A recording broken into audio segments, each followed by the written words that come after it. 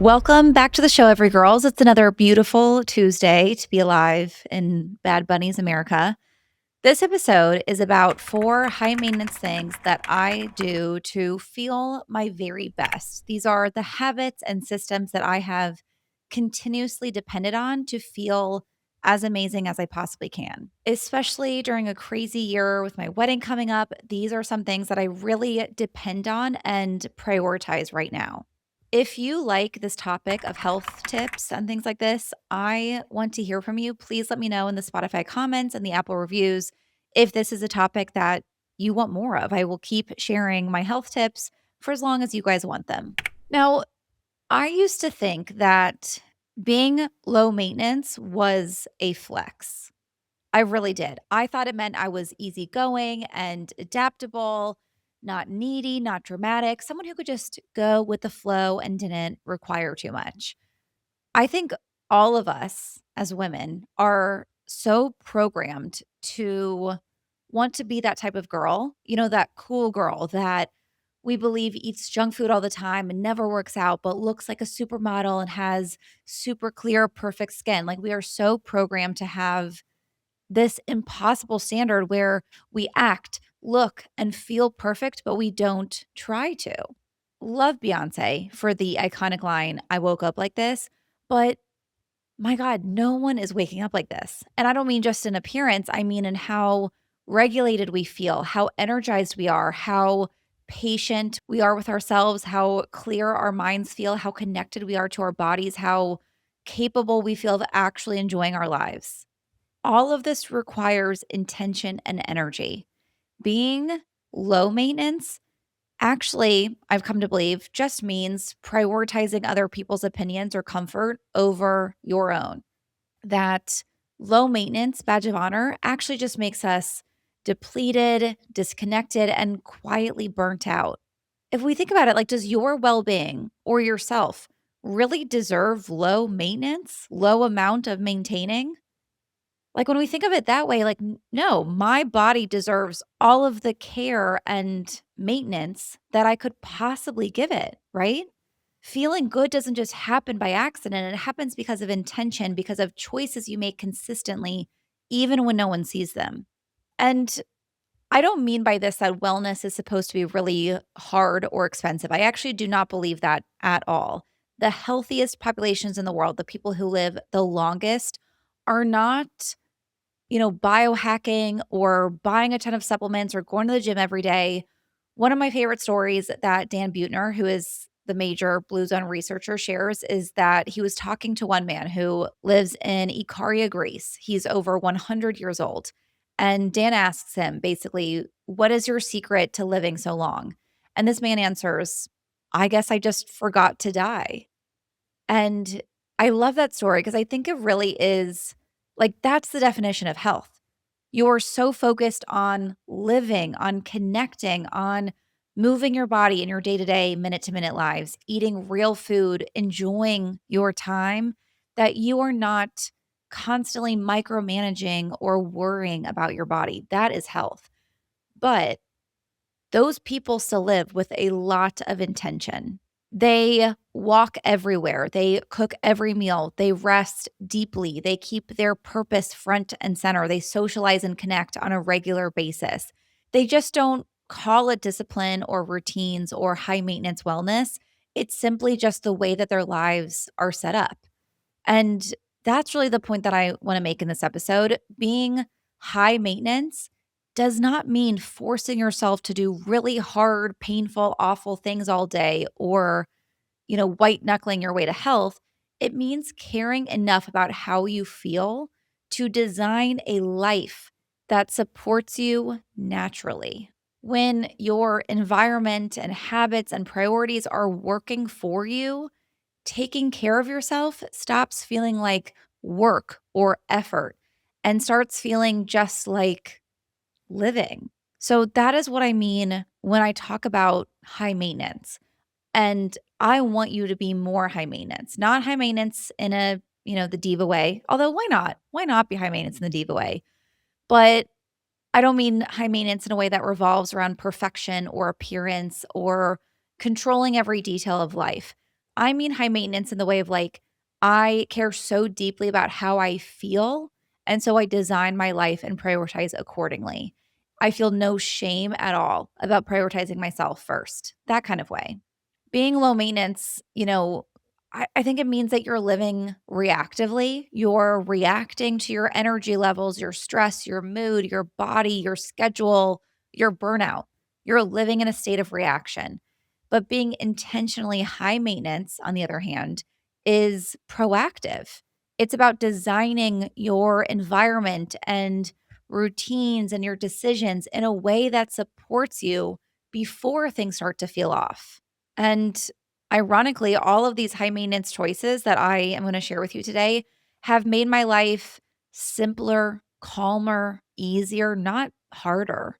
So, in this episode, I'm breaking down 4 high maintenance things that I do that quietly but very profoundly change how I feel in my body, my mind, and my life. The goal here, as always, is not for you to exactly copy my routine step by step, but to hear the philosophy underneath it and start applying it in a way that actually works for you. If you've ever felt like you're doing all the right things, but still somehow feel off, or if you're tired of never feeling motivated to take care of yourself, or if you're just ready to stop being so chill about your own well being, this episode is for you. Let's get into it. High maintenance thing number 1 is outsourcing discipline to systems. I think that this is like the ultimate key hot girl behavior. A lot of you might be thinking that if you are not consistent with your wellness or with your routines or your habits, it is some kind of personal flaw. That you're not disciplined enough or motivated enough or good enough to stick to routines. I cannot say this enough. The problem is not you. The problem for a lot of people is actually that you are asking your brain to make too many decisions every single day in an environment that is actively working against you. Once I understood this, I stopped trying to be more disciplined and started designing my life, like building systems so that the healthiest choice was also the easiest, not the hardest. You can look at your wellness routine like it's not forcing yourself to do hard things every day. It's actually about being thoughtful enough to remove friction from the habits that matter to you. So, for example, I don't rely on self control in the mornings. I will physically leave my phone on the opposite side of my bedroom so that when I wake up, the first thing I do is get out of bed and click right away to play a meditation instead of scrolling. Not because scrolling is evil, but because I know how shitty I feel afterward if that's the start to my day. I will also set up my desk treadmill so that walking happens automatically in the morning before my brain has a chance to negotiate with me about whether or not I feel like it or have time to. I will leave my red light mask on the couch so that when I sit down to watch TV, it's just right there and I just put it on without thinking about it. I do all my planning once a week so that I'm not negotiating with myself daily. I am making decisions of how I move and eat for the week when I am calm and clear rather than depending on the motivation or willpower or whatever you want to call it to make those decisions every single day. So let me explain what this looks like. My weekly schedule. If you haven't heard me talk about it yet, listen to episode 201, my exact weekly schedule that's made me 5 times more productive for the full explanation. But basically, this has been one of the most life-changing things that I've done in the past 5 years, maybe even like the most life-changing thing. But basically, it's where every day of the week has a different energy. Like Monday is CEO Mondays, where I do my meetings, analyze data, brainstorm big picture, do my finances. Tuesdays are my like inward creative focus days. I write and write and write all day long. I put my phone away, I get in comfy clothes. I usually will just do a long walk in the afternoon as my exercise so that I can break whenever I want. It helps my creativity. Thursdays are my on camera personality days where I'm doing my makeup and my hair. I am recording episodes, doing interviews, creating content, going to an event, or being social. So every day of the week has its own energy and also its own to do list. And the reason that I do this is First of all, to batch all similar activities so that I'm more productive at each thing and accomplish more in less time. I'm not constantly task switching all day, every day. So it makes me more productive. But also because then I don't have this like long, endless to do list. I have a time and a place for every single thing that needs to get done. This kind of system can also apply to your health. I certainly use this with my health too. So, for example, on my CEO Mondays, when I'm planning and analyzing, I will plan my workouts and food for the entire week on this day so that I don't, again, like negotiate with myself throughout the entire week, get decision fatigue. I plan it, I know it's going to happen, and I don't have to second guess it. You can also apply this by doing themed days for your fitness. Like I will tailor and change this for where I'm at in my cycle, but for the most part, Saturdays are a high energy dance or boot camp class. I have a lot of energy on this day. Tuesdays, like I said, I go for a long walk. Wednesdays and Mondays, I love strength training because these energies fit with how I need to spend my day. It is working with my energy levels and my needs. And streamlining it so I don't have to make a decision every day of how and when I'm working out. So, just like I no longer decide every single morning whether I'm going to write an outline or record content, I don't decide every day whether I'm going to take care of my body or how. I have built systems that make it automatic. None of this requires more discipline. It just requires deciding ahead of time what you want your life to look like and then setting up systems in your environment to support that. Systems make things sustainable. Systems are how you take care of yourself without constantly thinking about it or arguing with yourself. When you outsource this concept of discipline to systems, taking care of yourself stops feeling like something that you have to earn and starts feeling like something that just happens naturally. And that is when wellness becomes a lifestyle rather than a project. High maintenance thing number 2 is that I habit stack like a biohacker, but I make it feminine and fun. When most of us think of adding in a new routine, like you want to add in a new workout or you want to start meditating or you want a different morning routine, you think of building in something totally new, right? I don't think we should look at it that way. Like adding anything requires an additional time block. I instead stack wellness habits into my existing life instead of treating health like a separate category that needs its own time and energy. And the concept of habit stacking is from the world of biohacking and high performance, but I intentionally softened it. So traditional biohacking tends to be very like masculine and rigid, optimize this, track that, isolate every single variable. What I have learned is that the real magic happens when you layer supportive practices into things that you are already doing so that your body and your nervous system are both being tended to and tended to continuously instead of having designated times. So, what I mean by this is that to me, habit stacking is not about like, let me do as many crazy things as possible all at once and spend 2 hours in the morning habit stacking all these crazy wellness things. It is actually to stack habits that you want to prioritize with habits that you already effortlessly have rather than creating brand new routines. So, for example, I love to lie in bed after waking up. I do not want to get out of bed right away ever. It is my habit to lay in bed for a little bit and not to get up right away. It could be 5 a.m. or it could be 10 a.m. I just, try as I might, do not want to get right out of bed. And for the longest time, I had this plan of, okay, I'm going to get up in the morning and get up right away and do my meditation and do all these things.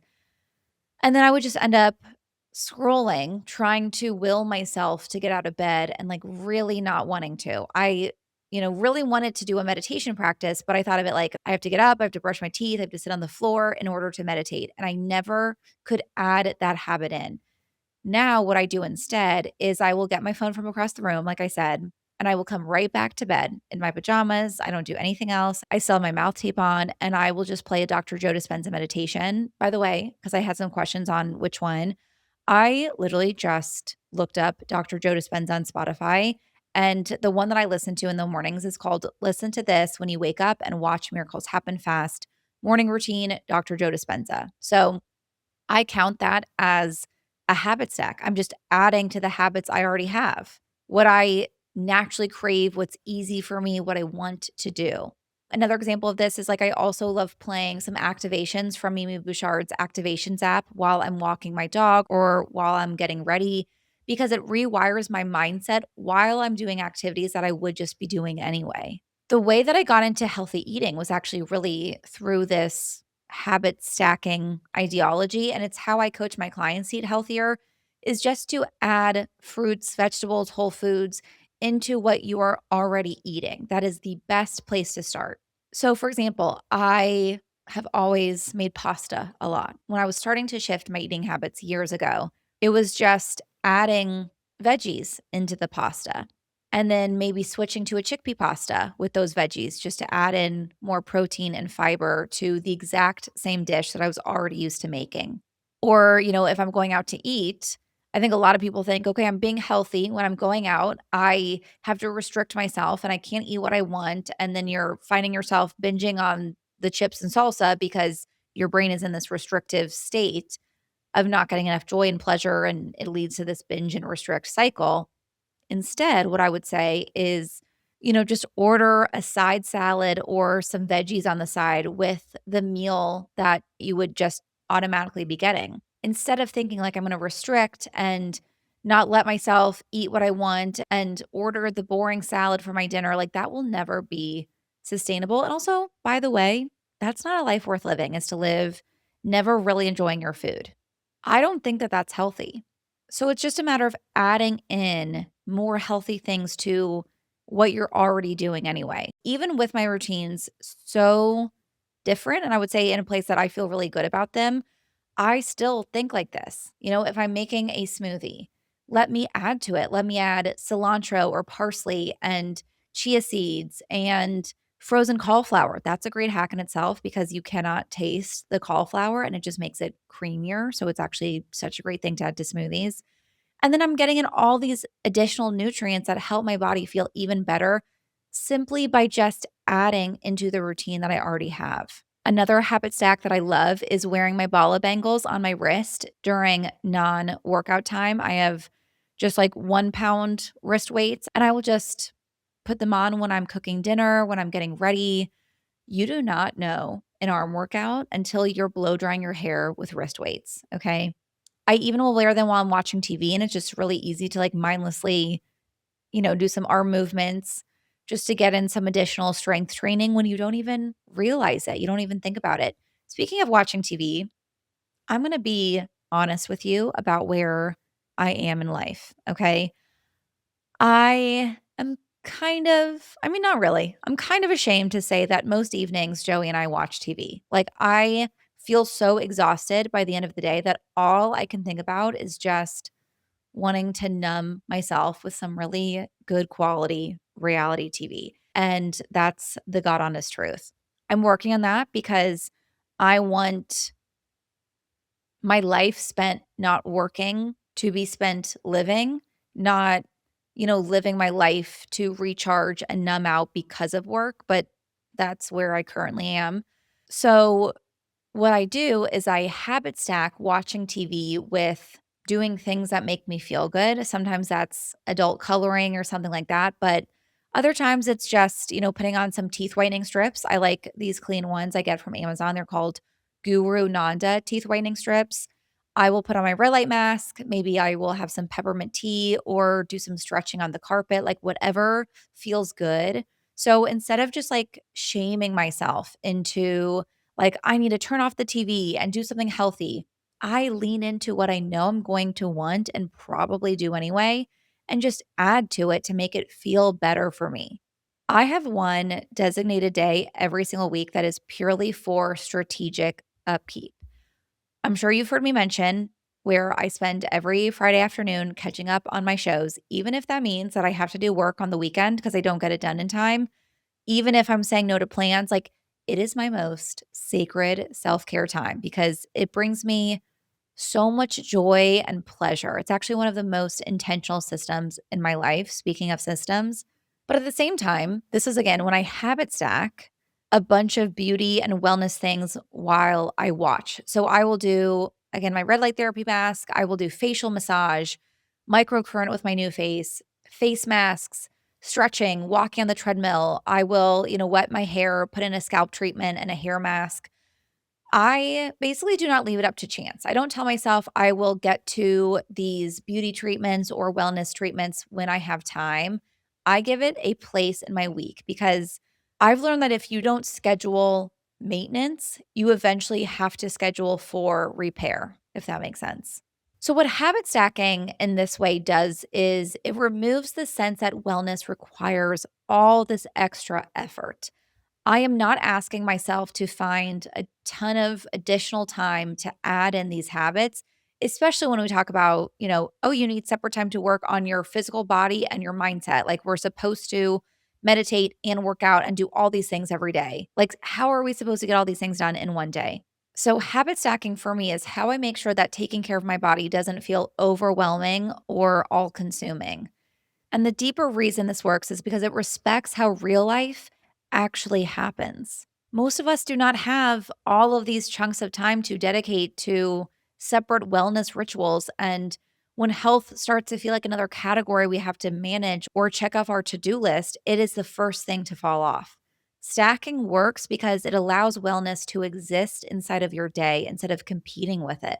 You're not carving out more time or requiring more energy, you are letting the same moment serve multiple purposes. So just think about where you can stack wellness into your life. You can use my tips. Maybe for you, this means doing your meditation while you're waiting for your coffee to brew. Maybe this means you're doing calf raises while you're brushing your teeth. All of these things count as habit stacking. And when you approach health this way, it stops feeling like something you need to get to and starts feeling like something that's already happening. I don't believe that wellness has to be dramatic to be effective. The most impactful practices are often the ones that almost feel invisible because they're woven into what you're already doing. You know, those little things that totally change the game in your relationship, like little acts of service or uninterrupted time together? Add a KY, yours and mine, to that list. Loop is not about fixing anything, it's about enhancing what's already there. KY knows that Loop is a powerful, confidence building part of intimacy, and their yours and mine Loop increases comfort and enhances experience for both partners. Think warming for you, tingling for them, and long lasting moisture that supports comfort, ease, and connection. Whether you're deepening intimacy this Valentine's Day or just investing in a little extra spark this season, if you know, you know. Learn more about KY, yours and mine at k-y.com. That's k-y.com. Entrepreneurship can feel chaotic. Between messy receipts, client proposals, and a million browser tabs open, printing and scanning usually just adds to the overwhelm. But HP is changing that. They just launched HP AI, which includes revolutionary smart features designed to help entrepreneurs and side hustlers work more efficiently. A few of my favorites: you can now have your web pages automatically cleaned up before you print, so no more wasting ink and paper on ads or clutter. You can also create a clear, searchable email draft with your scanned document attached, keeping your inbox and your brain organized. These game-changing HP AI features come built into HP LaserJet and inkjet printers, so no subscriptions and no extra cost.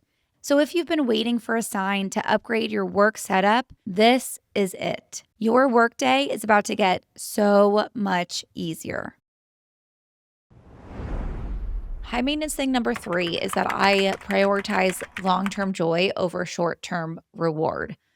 For a long time, I didn't realize how often my choices and the habits that didn't make me feel good were really just driven by immediate comfort, convenience, or dopamine. Scrolling because I'm tired or bored, skipping movement because I didn't feel like doing it, eating cookies because I needed a dopamine hit or because they were in front of me, honestly, not because I actually enjoyed them. Saying yes to plans that I knew would drain me and I didn't want to do because it just felt easier than saying no.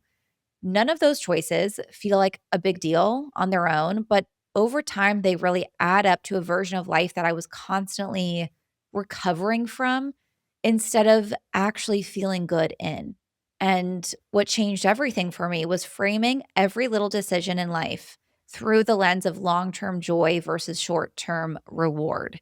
If you find yourself scrolling on your phone or eating for comfort, doing things that give you this short term satisfaction, but actually make you feel less happy in the long run, I think that that's actually about your happy hormones. That is the sign of a happy hormone deficiency. This is the most common thing I've seen with any of my clients when we're trying to break a habit. And no one talks about this, okay? You might have an imbalanced dopamine level. So I look at dopamine levels and your happy hormones in general like we look at glucose levels or blood sugar levels. Just like if you are, low on energy, your blood sugar is low, your body will crave the fastest, quickest source of glucose in the form of like starchy carbohydrates or sugar because it's this quick, fast source. Your body's like, I'm so depleted. I need the quickest form of energy, even though it is not the best form of long term energy, right? It provides this like big spike and then this come down. That's why you wanna be eating a lot of protein and fiber and fats because you want a sustained energy. You want to sustain long-term energy. You don't want to get to the point where your body's so low on energy that it craves the spike in order to get the energy back because it doesn't know when its next source of energy is gonna be. You want the longer term, sustainable, slower dose of energy. It is the same thing with dopamine. When your body is lacking happy hormones, it is going to want the quickest, fastest form of a dopamine hit, which is, eating really delicious junk food, scrolling on your phone, watching another Netflix show. Just like those starchy carbohydrates, it is the quickest option to get that dopamine spike. It is not the best option. And it will even mess with your long term happiness, just like starchy carbohydrates can mess with your blood sugar over time. So, a huge high maintenance habit that you can implement is just to begin to prioritize what will bring you long term joy. Think of it as, your emotional fiber and protein and fats, the things that will give you sustainable long term happiness instead of the quick happiness spike and come down. So, how you do this and what the habit is that I want you every time you eat something, say yes to plans, pick a workout, make any decision, I want you to think, will this make me 1% happier or 1% less happy tomorrow? That question right there is your guiding light for everything you do. And the reason I want you to ask a question to yourself instead of just villainifying certain habits, saying scrolling will always be bad for my long term joy or eating the cookie will always be bad for my long term joy. This isn't true. So that's why we focus on the question instead of the habits themselves. I actually want you to shift out of the mind frame that there are bad habits and good habits. I do not want to villainify any habit because it is really about what you get out of the time spent on that activity, not the activity itself. So, for example, there are many times where you're on the couch and watching another episode of Real Housewives will feel better short term than going for a walk, but you just know that it would make you so much happier if you turned off the TV and went for the walk, right? Or there are times where watching TV on the couch actually, like, really rejuvenates me, and my body is just begging for rest, and it actually would boost my mood. It would make my body feel a lot better. If I allowed myself just to rest and enjoy, I will feel 1% happier tomorrow, and then tomorrow I will feel motivated and energized to go get the things that I need to do or whatever because I allowed myself to relax. Or, for example, there are times where eating a cookie instead of yogurt is the option that is gonna make me happier in the long run. Maybe if you're, it's after a long day and you want a snack before bed and there's the cookie options that are there, but you're like, I'm just gonna be eating these mindlessly. I'm gonna kind of feel like shit later. They won't make me 1% happier tomorrow. What will make me 1% happier tomorrow is choosing to eat something like yogurt with some berries. Great. Then that's the option for your long term joy. But that's not to say that cookies are bad. When you're baking cookies and you are deciding, should I eat this cookie that I just made with my significant other or friend or mom or whatever? Or should I not eat cookies with them and go restrict myself and eat yogurt from the fridge? No, that's not going to make you 1% happier. What's going to make you 1% happier tomorrow is enjoying the delicious cookie that you just made with the people you love. So it's not about any one habit or decision. It's just about making every decision, getting long term happiness from that instead of the short term reward that is going to make you less happy in the long run. Now, I consider this high maintenance because it's an ongoing, consistent practice. Like you are practicing self awareness in real time. That's hard, right? Sometimes it means choosing the less immediately comfortable option. But over time, you will find that you really do want and naturally begin to make choices for your long term joy once you're in the habit of it. The problem is just that most of us are used to making decisions for short term reward instead. So it's just shifting the habit.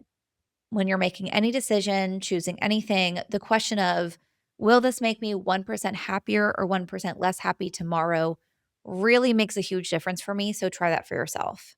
High maintenance thing number 4 is that I built a 3-step anti-inflammatory lifestyle. First of all, when I say anti-inflammatory, do not panic. I am not about to tell you that everything in your kitchen is toxic or that you need to be hyper worried about this intangible, scary thing called inflammation. Inflammation is not evil. It's not a reason to panic and buy 20 supplements. Inflammation is actually a completely normal, healthy, and necessary process in the body. Okay. We are not all this like, we're trying to get rid of all the inflammation. No, that's actually not scientifically accurate. Acute inflammation is protective, it's healthy. You know how when you get a cut, like a paper cut, and after a couple days it starts to get a little red around it? That is inflammation working to heal the cut. That is how the cut heals. Or when you are sore after a workout and maybe sometimes you feel like a little bit swollen, that is inflammation working to heal the muscle fibers that you just tore in your workout in order to make your muscles stronger. That's through inflammation. So, the problem is not inflammation. There's a lot of fear mongering around this topic. So, I really want to clarify that. The problem is not inflammation. The problem is living in a constant low grade inflammatory state that our modern lives quietly create through chronic stress, poor sleep, blood sugar spikes, overtraining, under recovering, ultra processed foods, constant simulation. A lot of this is by design of the wellness industry, by the way, not nourishing enough or over exercising, stressing out, trying to fit in all the wellness things that we're supposed to do every day. When you stack up a bunch of these things, it can cause low grade inflammation in the body day after day. And then your body's never really able to come back to baseline. So it kind of is like going through the inflammation without the healing. Chronic low grade inflammation can show up in tons of different ways. It's typically different for everyone. It can be that feeling of just like you're puffy and you don't know why. It can show up in your skin being super sensitive or reactive. It can be 3 p.m. afternoon energy crashes. It can be your mood feeling less stable, feeling bloated for no reason. Like this can be a hard topic because so many signs of high chronic inflammation is just feeling off. You can measure systemic inflammation with your doctor testing some blood work where some elevated levels of certain labs can indicate chronic inflammatory load. So ask your doctor if you're interested. But overall, I kind of think of it like I am exposed to a lot of potential inflammation and inflammatory triggers all day, every day. So I just want to intentionally support my body as simply as I can. A lot of the things that I was trying really hard to fix over the years, my energy levels, skin, cravings, mood swings, puffiness, period symptoms were connected to how inflamed or regulated my body felt. So it has been really helpful for me to learn a lot about inflammation, consistently check in with the question of what would lower stress and inflammation in my system overall. I am very careful to not let anything become obsessive. I know that if it becomes this like, oh God, I can't eat this while I'm out because I know it's going to cause inflammation, that is going to be so much worse for my body than actually eating the thing. It is not about micromanaging every ingredient or being afraid of certain foods or workouts. It's actually the opposite. The goal is to reduce chaos. It's about supporting your body so it can do what it's already designed to do. When you have lower inflammation levels, things just like feel easier. Your face looks less puffy, yes, which I think is a lot of why we talk about inflammation, but also your energy is steadier, your digestion is calmer, your skin is clearer, your workouts feel better, your brain is sharper. It's not like magic. It's just what happens when your body isn't constantly in defense mode. So instead of trying to optimize everything, because this concept of anti inflammatory can be very overwhelming, I built a very simple 3-step low inflammation framework that I consistently come back to. It's not extreme, it's not expensive, and it's not perfect, but it keeps me out of that chronically inflamed, overstimulated state that so many of us have just normalized. So, step number one of this framework is to stabilize blood sugar every single day. Blood sugar spikes are one of the most common invisible stressors on the body. When glucose rises sharply, then insulin rises sharply. And when insulin rises sharply and repeatedly, it contributes to inflammatory signaling. Now, it's important to say, it's not about eating perfectly 24/7. Instead, it is like eating predictably and in a way that keeps your system steady. So that looks like, I like to front load protein earlier in the day so my body has enough sustained energy throughout the whole day, making sure to have enough protein with breakfast and lunch, building meals around protein and fiber first, always making sure that I have some protein and fiber in every meal and ideally eating those first. Like if I want to order a pasta when I'm out to dinner, which is more starchy carbohydrates that may cause a glucose spike. And again, I'm not someone who's going to restrict myself. I would start with a salad or maybe a side of veggies, ideally some beans for protein. If you eat meat or seafood, definitely order a starter to get in some protein. But even if I'm not that hungry or I don't want to spend money to get multiple things, I will order a veggie pasta and then I will literally just within the exact same meal and course, I will just eat the veggies from the pasta before eating the actual pasta just to start and to kind of coat my system with the fiber that will help stabilize glucose before I have some starchy carbohydrates. When I'm at brunch, you bet I'm ordering breakfast potatoes. I'm going to have bites of the table French toast, but I will eat my eggs first to make sure that I get in the protein first thing. Other ways I stabilize blood sugar going on walks after meals. I always eat lunch and then we'll take Louie on a little walk because even just some light movement basically gives that glucose, that energy, a job so that it doesn't spike so much. I'm not big on rules, but the one kind of rule that I have for myself is absolutely never straight caffeine or sugar on an empty stomach. It makes me feel absolutely awful for the rest of the day. Like I need to get in protein and fiber first. None of this is extreme.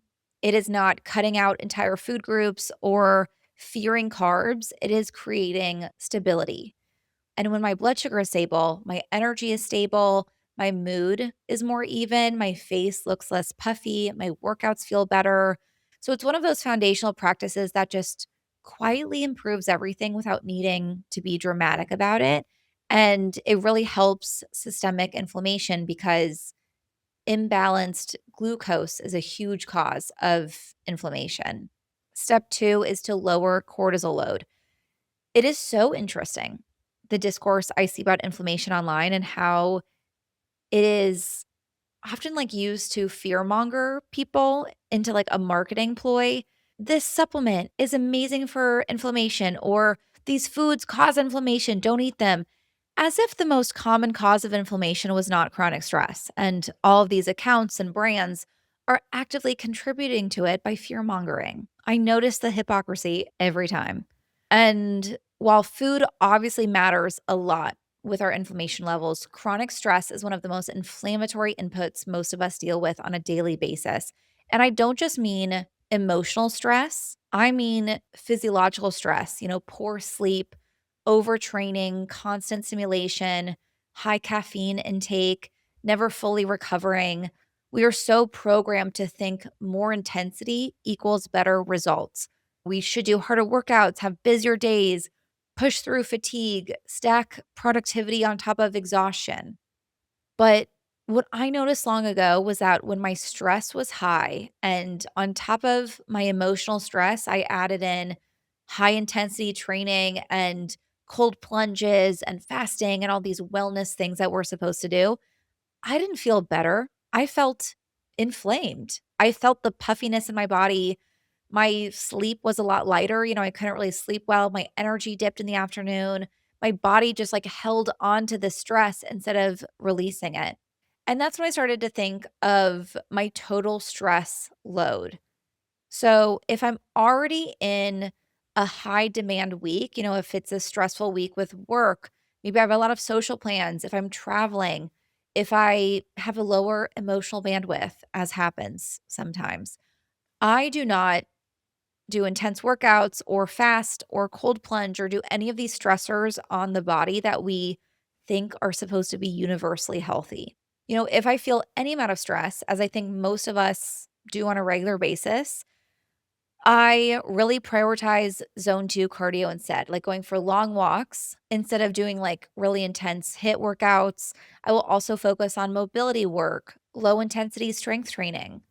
Not because intense cardio hit workouts are bad, they're not, but because the context matters. Stress is cumulative. Your body doesn't separate, work stress from workout stress. It only registers the total stress load. So it is crucial that we get used to managing our total stress.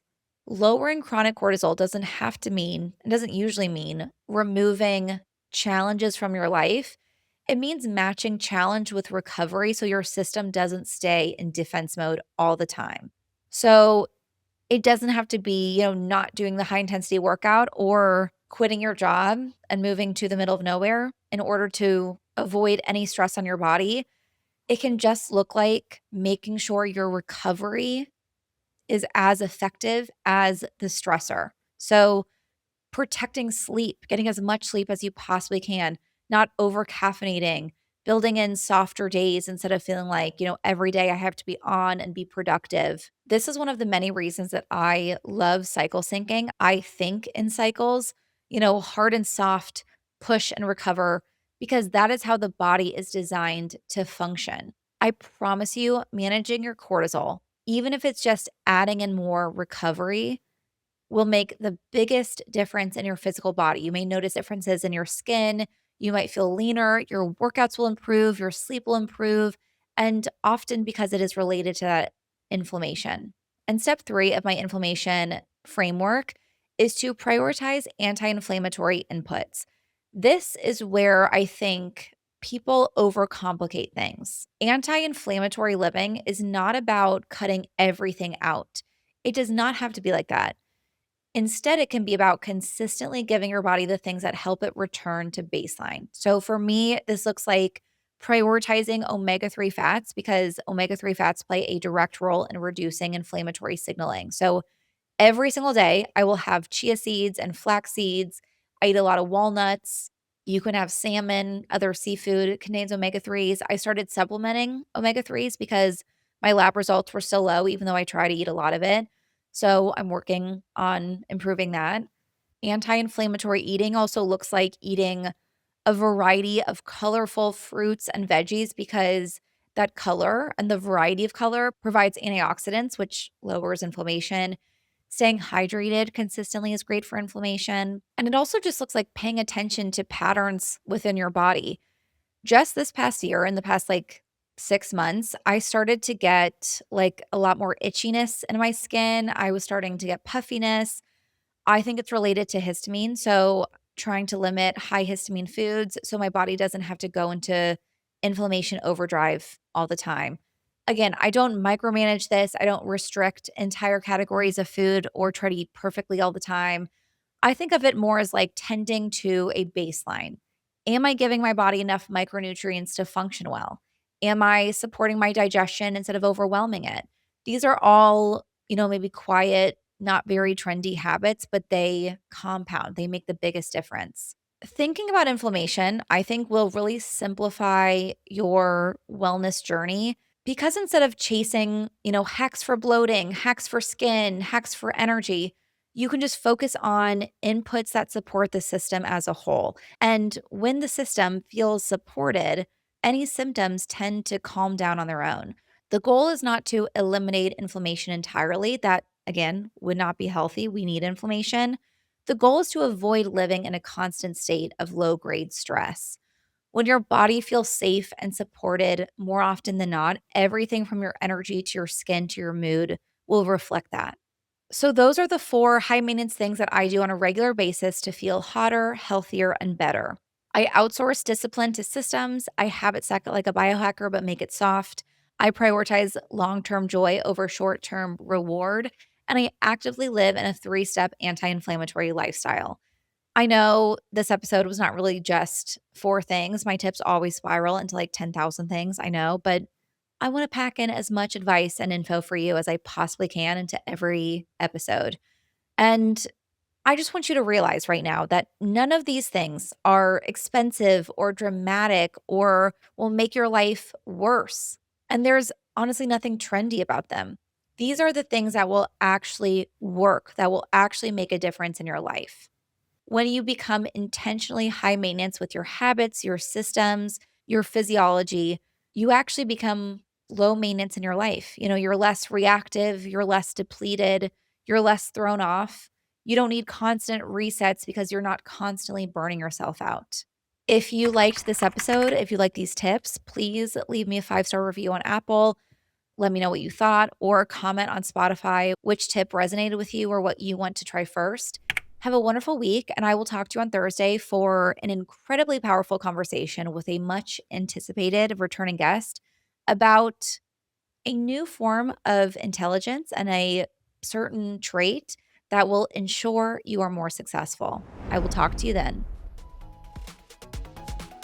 I hope you enjoyed the episode. I know I sure did. Please do not forget to rate, review, and subscribe. It really makes a huge difference for our show so we can keep growing and bringing the content that you love. If you want more info, you can find us at the Everygirl Podcast on Instagram or theeverygirlpodcast.com. Talk to you next week.